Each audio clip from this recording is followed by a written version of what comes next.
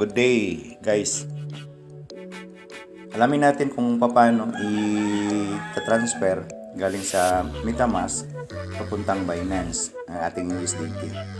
So ngayon, punta tayo sa Binance.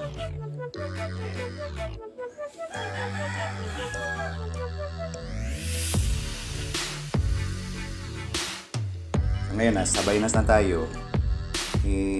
Punta tayo sa wallet.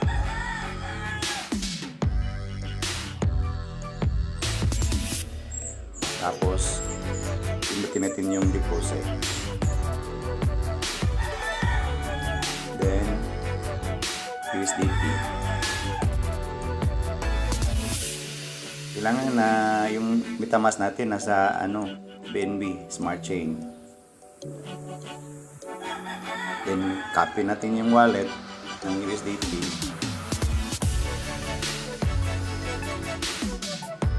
Tapos, punta tayo sa MetaMask natin.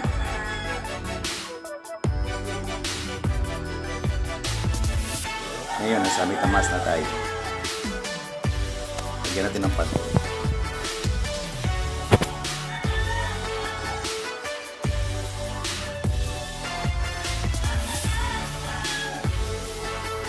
So, ayun, may laman yung natin, yung USDT natin.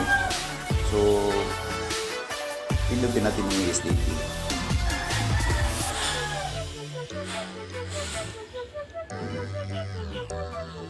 Then, punta tayo sa send. Ngayon, makikita natin dito, mayroong 2. Sa 2, paste natin yung sa Binance natin na wallet address.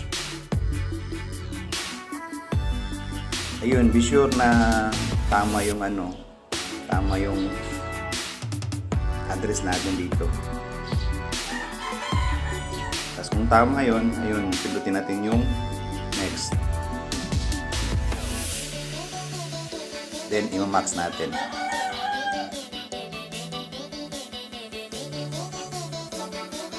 Ayun, pumasok yung $49.5. Then, next.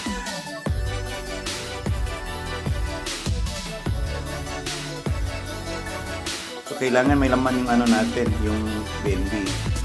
Dahil may gas fee po tayo. Ngayon, sa gas fee, meron lang babayaran na 0.000155. So, yun po yung gas fee natin. So, sisena natin.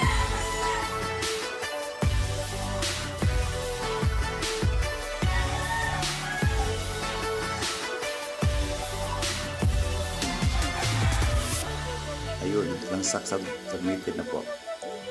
So, ngayon zero na yung natin USDT. Few moments later. So ngayon guys, i-check natin kung naandito na po sa Binance po natin yung na-transfer natin. Ayun, nandito na yung 49.5. So maraming salamat po guys. Don't forget to like and subscribe my channel.